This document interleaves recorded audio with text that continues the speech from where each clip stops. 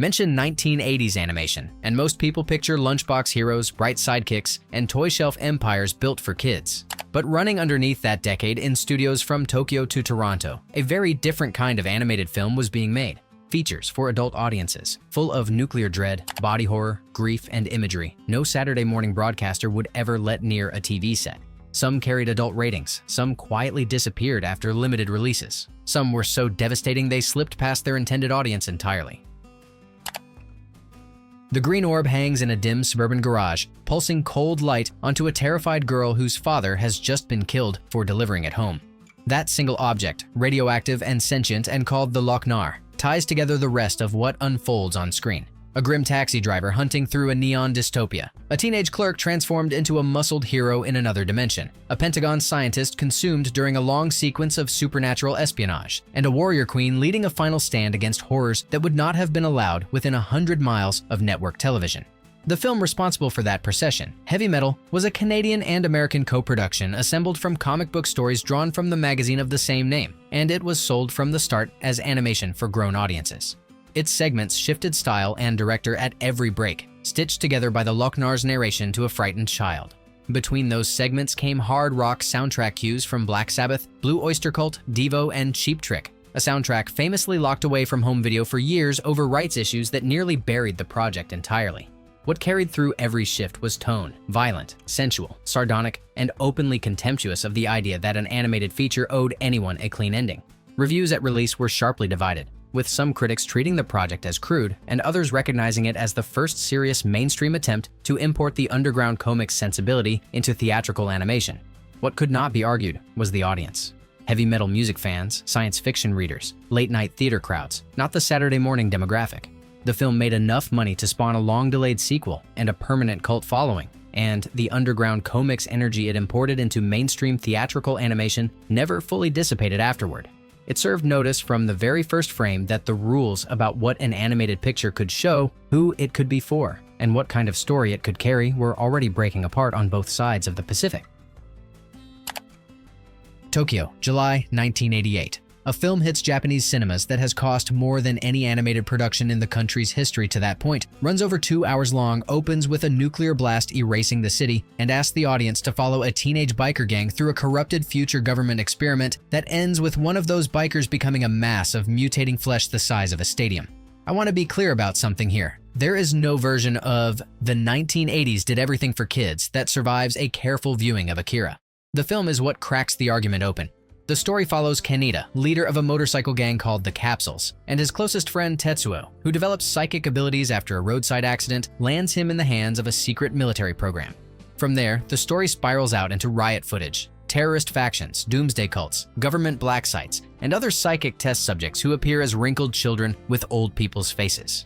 Tetsuo's powers grow faster than his body can contain, and the closing act watches him lose any human shape entirely as Kaneda races through ruined Neo-Tokyo trying to stop something that may be impossible to stop.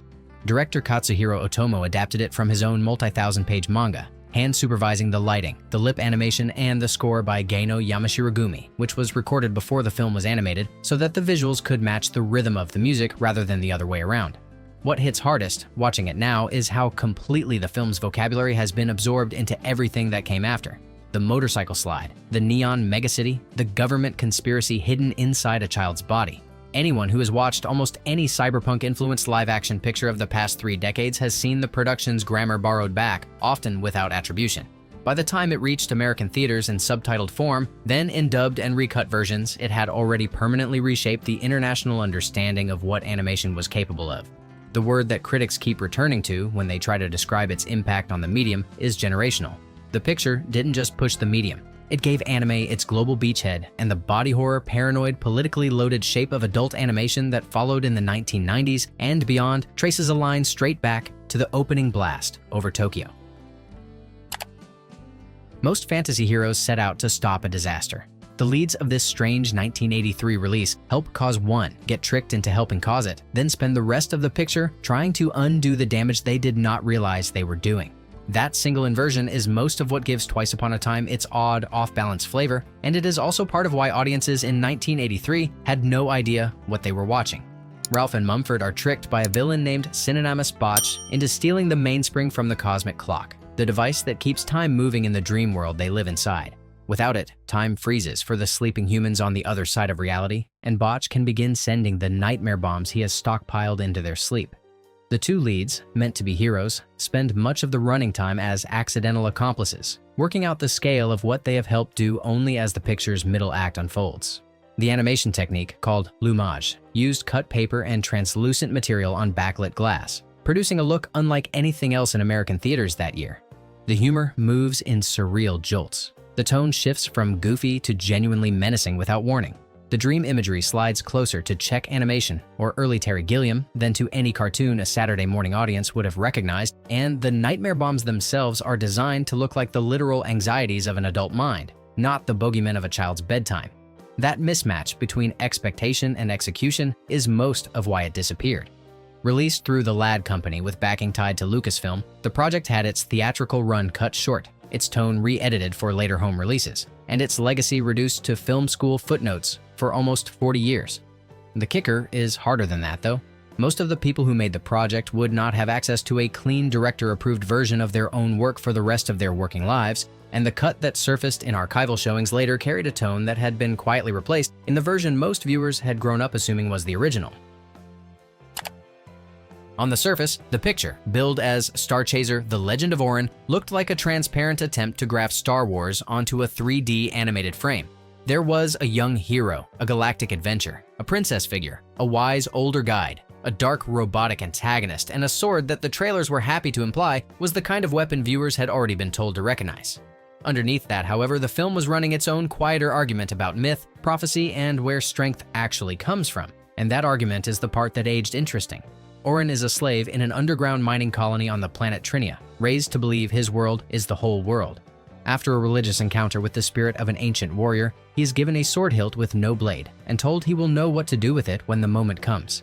He escapes to the surface, encounters a cynical smuggler, meets the daughter of Bordogan's governor, not a princess, a key detail the picture's marketing blurred, and finds himself drawn into a war against a robotic empire ruled by Zygon. The genuine swerve, the one that lifts the project above its most obvious comparisons, is the reveal that the hilt is not a magic sword at all. The blade has to be projected by the user's own conviction. The mythic weapon turns out to be a test of inner force, a literal manifestation of belief, and the false prophecy that frames the early acts is exposed as the manipulation it always was. That choice still feels unusually pointed for a 1985 family-marketed feature. Slavery, religious fraud, the manufacture of false prophets, the idea that a hero's power is a measure of his self-knowledge rather than an inherited toy. These are not children's matinee themes even when wrapped in spaceships. The film's commercial fate was poor, the 3D theatrical run short, and the home video presence patchy for years. Whether audiences in 1985 missed those underlying ideas because the marketing buried them, or because they were simply not the audience the film was actually written for, is a question the production's history has never quite answered. The first images come fast. A glacier moving south, a village burning, a young man named Larn pulling himself out of the wreckage with most of his family already dead and the survivors fleeing into a smoking forest.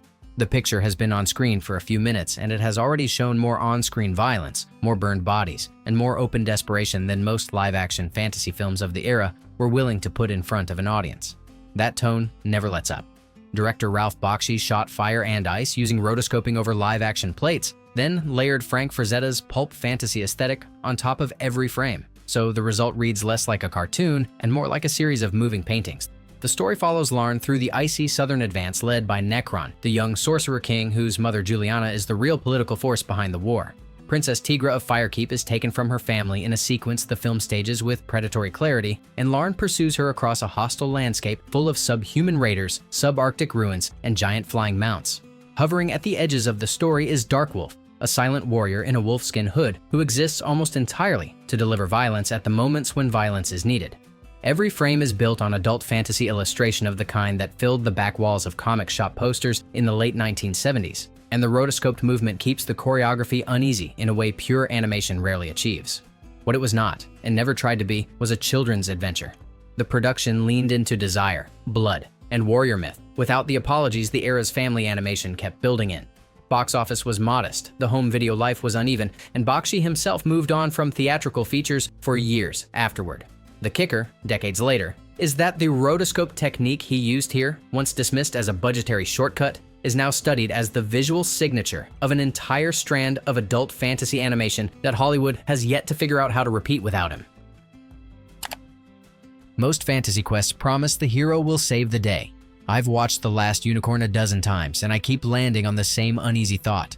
The unicorn would have been better off if she had stayed in her forest. The film never quite says it. The film just keeps showing it, scene by scene, until you see it for yourself. The setup, on the surface, is gentle. A unicorn in a quiet wood overhears that she may be the last of her kind, and she sets out to find the others. She picks up Schmendrick the magician along the way, then Molly Grew, who recognizes her on sight and breaks down because the unicorn arrived too late, after Molly's youth was already spent.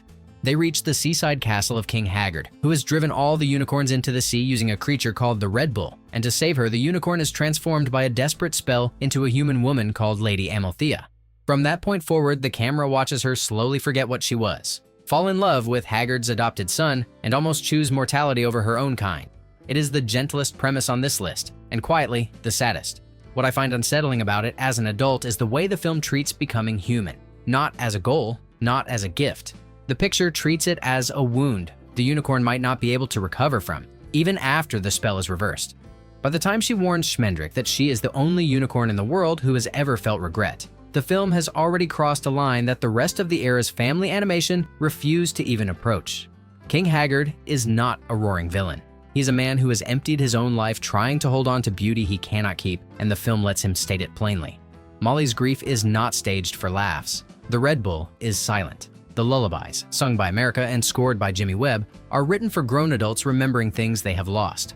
That texture is why people who watched it once as children come back to it years later and find a different picture waiting for them. The animation, produced by Topcraft, the studio that would later become part of the foundation of Studio Ghibli, looks almost willfully understated for an early 1980s release. The pace is slow. The voice cast of Mia Farrow, Jeff Bridges, Christopher Lee, Angela Lansbury, and Alan Arkin plays the dialogue without operatics.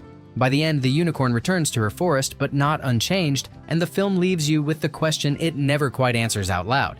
Was she made better by what she felt, or only made smaller? I don't know. I'm not sure the picture knows either. $8 million. That, more or less, is what Toronto's Nelvana studio sank into rock and roll, making it the most expensive Canadian animated feature of its era and very nearly killing the studio when the project was pulled from American release after a single theater test. I think about that number every time someone tries to file the film next to Safe Family Animation. Studios do not bet that kind of money on something they think a 6-year-old is going to ask their parent to take them to. The story is set after a nuclear collapse where the surviving population is descended from cats, dogs, and rats, and the only character on the planet who can summon a demon out of the dimension between worlds is a fading rock star named Mock. Mock needs a singer with the right voice to perform the summoning, finds her in a small-town vocalist named Angel, kidnaps her in front of her bandmates Omar, Dizzy, and Stretch, and stages the entire ritual as a sold-out arena concert in the city of New York. The villain is a glam rock stage god voiced by Don Franks. The music is by Lou Reed, Iggy Pop, Debbie Harry, Cheap Trick, and Earth, Wind, and Fire. The character animation is fluid, sensual, and absolutely uninterested in pretending to be a children's product. By the time the demon shows up, the picture has gone full heavy metal magazine on its own audience. What kept it cult rather than canon is the studio's American distributor, who recut the film, replaced parts of the voice cast, dropped songs, and sent the result into a tiny test release that was pulled after a week. Most of the people who eventually saw the project as it was meant to be seen had to wait for the original Canadian cut to surface on home video years later. The kicker is one of the more painful in animation history. The same studio went on to make some of the most successful family-friendly franchises of the late 1980s and 1990s, and almost no one who connects to those properties realizes that the same hands also made the strangest and most adult animated rock musical the country has ever produced. The picture has 2 names in 2 languages, and depending on which version a viewer comes across, the story is shaped differently before the first scene plays. In its original French release, directed by René Laloux from a novel by Jean-Pierre Andrevon, the project was titled Gandahar and ran with French dialogue and its own score. In its 1988 American release, the writer Isaac Asimov adapted the screenplay into English. The title became Light Years. The running time was trimmed, and several sequences were re-edited to soften the bleakest material. The 2 cuts are different films arguing the same argument. What does survive between versions is the world. The kingdom is a utopian society of shepherds, philosophers, and bioengineered creatures that has lived without conflict for 1,000 years. That equilibrium is broken when frozen victims begin appearing on the edges of its territory, paralyzed by a force no one can name. Prince Sylvain is sent to investigate, encounters a population of mutated outcasts called the Deformed, and slowly traces the threat back to the metamorphosis. A vast collective intelligence formed when the kingdom's own biological experimentation collapsed in on itself 1,000 years in the future and reached backward through time to consume its own past. The science fiction at the center of the plot is dense, borrowed from European philosophical sci-fi traditions, and uninterested in offering an audience clean heroes or comfortable answers. The animation is the other reason the picture refuses to behave like a children's feature. The character designs lean strange and biological, with creatures that resemble organs more than animals. The violence is staged, frankly. The pacing is slow, the dialogue elliptical, and the score in the original cut tilts toward unsettling. By the closing minutes, the threat has been contained but not undone. The temporal logic of what just happened remains tangled, and the survival of the entire society is left genuinely uncertain. The film does not explain itself. It simply concludes, a deliberate non-resolution that several decades of repeated viewings have not made any easier to settle. A retired English couple in their cottage decorate the kitchen, follow the government's leaflet on civil defense, and prepare for a nuclear war they trust their country to handle. That is the entire plot of When the Wind Blows, and it is among the most upsetting hour and 20 minutes ever committed to animated cells. The film is the proof hinted at earlier in this list when discussing Lady Amalthea's slow forgetting that animation does not need to be loud to be devastating. This one is exactly the opposite of loud. Jim and Hilda blogs are based on Raymond Briggs's parents, drawn from his graphic novel of the same name, and carry the credulity of a generation that survived the previous war by trusting official advice. Their cottage is rendered in soft, hand-painted watercolor. The bomb, when it falls, is a single blinding white frame that holds for a long, silent moment before the camera returns to the home as it was and as it now is. From there, the story proceeds at the pace of an ordinary domestic afternoon. Jim refers to the leaflet. Hilda makes tea. They wait in their improvised paper and door shelter for instructions that are never going to come, while the world outside settles into the long quiet that follows the blast. What makes the film hard to watch is the disconnect between the couple's gentleness and the inevitability of what is happening to their bodies. Hair loss is mentioned offhandedly. Nausea, fatigue. They keep their humor. They keep their politeness. They keep referring to government advice that is no longer connected to anything, and the picture refuses to break the register of two ordinary people having an ordinary conversation while their bodies fail around them. Director Jimmy Murakami, working with David Bowie's title song and a score by Roger Waters, never raises the volume. He does not need to. By the closing minutes, the cottage is dark, Jim is reading his shelter pamphlet aloud, and Hilda is reciting a prayer beside him, and the picture ends without making any of it any easier than it has been. The film opened to strong reviews, found a small audience, and spent the decades that followed embedded in British civics curricula as the single clearest indictment of trust placed in a piece of paper. A black mongrel surfaces in a tank of water, claws at the rim until handlers fish him out, and is dropped back into the tank for the next round of the same test. That single repeating image near the opening of The Plague Dogs is what the protagonist Ralph has been living through for an unspecified stretch of time. And it is the fact that the laboratory closes for the night, with the door not quite secured, that gives him and a fellow dog named Snitter their chance to leave. Director Martin Rosen adapted the project from Richard Adams's novel, the same author who wrote Watership Down, which Rosen had also brought to the screen 4 years earlier.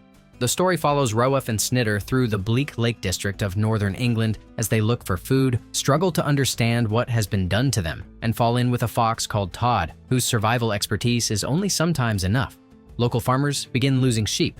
A rumor spreads that the escaped laboratory animals are carrying an experimental strain of contagion, and the press picks up the story as a public safety crisis. Rosen has been clear, in interviews then and since, that he did not consider the film a direct anti-vivisection statement. He framed it instead as an adventure. Two vulnerable animals turned into a national threat after escaping a system they were never meant to leave. What makes it one of the harder watches on this list is the way it refuses every comforting convention of an animal-focused story. The landscapes are gray, the dogs are hungry for most of the running time, the harm done to and by the animals is frank, and the closing sequence, in which Roef and Snitter swim toward a distant island they cannot possibly reach, has been recut across multiple home releases without ever resolving what actually happens to them. The picture simply ends with them still swimming, leaving the audience to decide what to believe. Kobe, late summer 1945. A teenage boy named Seda sits propped against a pillar in the Sanemiya railway station, surrounded by other displaced figures, and dies. The film, which has begun at its ending, then rewinds to show how he and his small sister Setsuko got there, and across the next 90 minutes proceeds to break almost every convention an audience might bring to a story about children in wartime. By the closing frames, the medium itself has answered the question this list opened with, and the answer is harder than anyone expected. Seda and Setsuko's mother dies after an American firebombing raid leaves her too badly burned to recover. Their father is away in service with the Imperial Navy and is never seen alive in the picture, with later dialogue suggesting he is presumed dead. The two children move in with an aunt, who initially welcomes them and gradually, as rationed food becomes scarce, treats them as a burden the household can no longer support. Seda responds with the wrong choice for the right reasons. He takes Setsuko and leaves, sets up house in an abandoned bomb shelter near a rural pond, and tries to keep his sister fed on what he can find or steal. She gets thinner, her sores worsen. She begins playing imaginary games with imaginary food, and Seda, who is 14, holds the situation together with the desperate competence of a child trying to be a parent without ever having been an adult. The film does not flinch from the result. What director Isao Takahata refused to allow, in interviews repeated across decades, was the framing the picture keeps being given anyway. Many viewers have read Grave of the Fireflies as anti-war, and many critics have written about it that way. Takahata stated explicitly, more than once, that this was not the message he intended. He framed the project instead as a story about Seda's failure to remain inside the social structure that, however imperfect, would have kept his sister alive. A failure of pride, of teenage stubbornness, of refusing the relative who had become difficult rather than enduring her. Whether that framing changes a viewer's experience of the closing image of Setsuko in the firefly-lit night is a question every audience has had to settle for itself. What the picture does, and what the medium does through it, is make the case the 11 films on this list have all in different ways been making since the first frame. That an animated feature released in Japan as half of a Studio Ghibli double bill could carry the weight of a story this hard, this restrained, and this unforgettable, and that the entire premise of animation being made only for children, sturdy as that assumption had once been, never deserved the protection it had been given. Across these 11 films, the idea of what 1980s animation was supposed to be keeps collapsing. Some shocked through violence and sci-fi spectacle, others through grief, animal suffering, or the long shadow of nuclear fear. What ties them together isn't a single genre or a single tone, but the assumption, made by the filmmakers themselves, that animation was just another camera, capable of carrying every adult story live action wouldn't risk. If this list reframed how you think about that decade's cartoons, hit subscribe, because plenty of these films have darker companions waiting for a future video. And drop a comment with the one that surprised you most, or the dark animated film from the 1980s you think deserves a place in the follow-up.